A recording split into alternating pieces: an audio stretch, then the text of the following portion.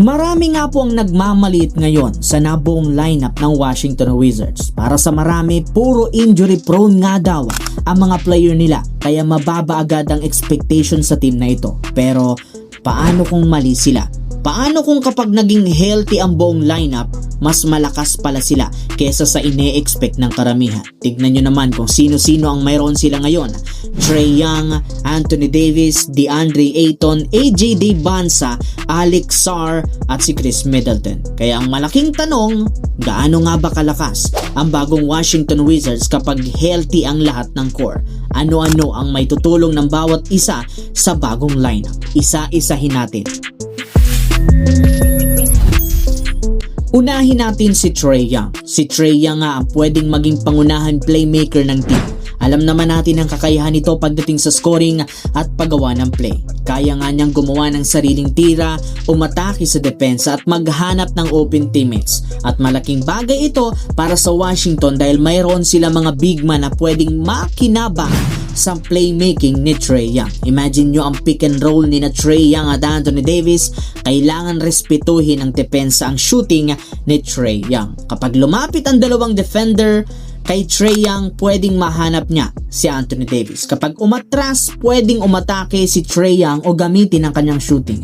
Kaya kung magiging healthy ito, malaking bahagi siya ng opensa ng Wizards ang pwedeng manggaling sa kanya. Pero kung si Trae Young ang magiging offensive engine, si Anthony Davis naman ang magiging malaking sandala nila sa depensa. Kapag healthy si AD, alam natin napakalaki ng epekto niya sa isang team. May scoring, may rebounding, may rim protection at may versatility sa depensa. Hindi mo kailangang ilagay sa isang role si Anthony Davis. Kaya niyang gumawa ng punto sa loob, tumira sa labas, protektahan ang rim. At ang magandang bagay para sa Wizards, hindi kailangang akuin ni Davis ang lahat ng trabaho sa front court. Dito papasok si DeAndre Ayton. Si Ayton naman magbibigay ng dagdag na size, rebounding at scoring sa pinta.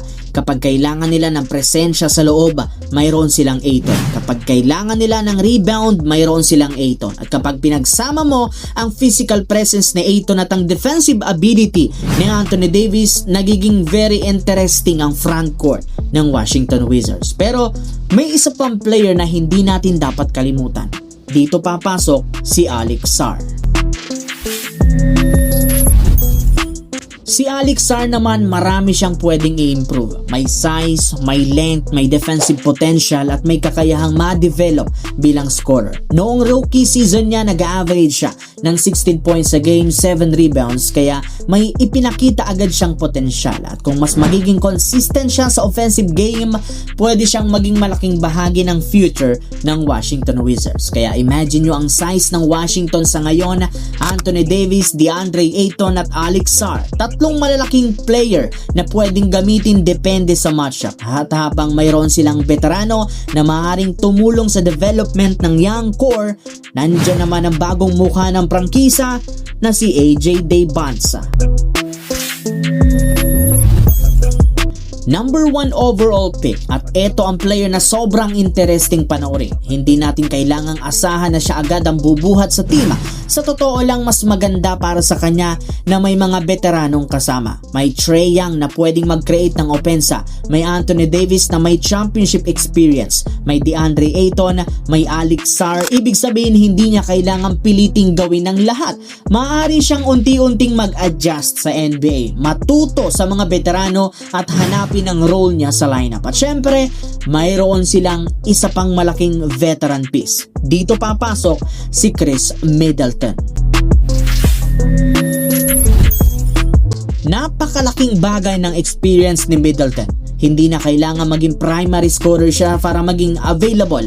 Maaari siyang makatulong sa shooting, ball movement, decision making at leadership. At sa isang lineup na may young talent tulad ni Bonsa at Sarr, malaking bagay ang pagkakaroon ng veterano na sanay na sa high pressure situation. Kaya kung pagsasamahin natin ang anim na player na ito, si Trae Young sa playmaking, offensive creation, si Anthony Davis naman sa depensa, rebounding, two-way impact, si DeAndre Ayton naman sa size at interior scoring, si Alex Sarr para sa young front court talent talent at future potential, si AJ Daybansa bilang number 1 overall pick, potential future face ng prangkisa, at si Chris Middleton para sa veteran experience at stability.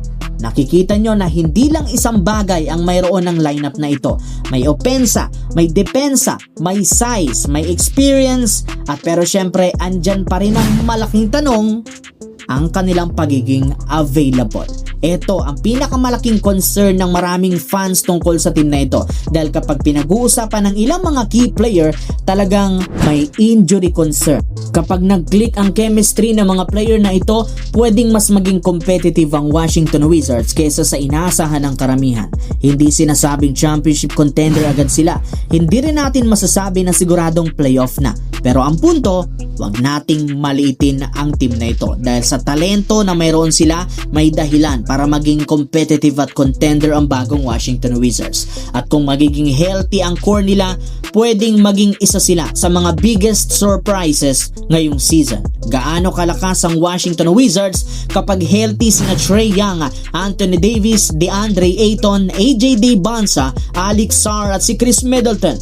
Pang play-in, pang playoffs, o baka mas mataas pa? Dahil sa papel, napaka-interesting ng lineup na ito. At ngayon, kailangan na lang naman natin makita, kaya ba nilang dalhin ang kanilang talento hanggang sa NBA games? Dahil baka ang Washington ngayon, marami ang nagmamaliit. Sila rin naman ang magiging team na biglang manggugulat sa buong NBA dahil dito.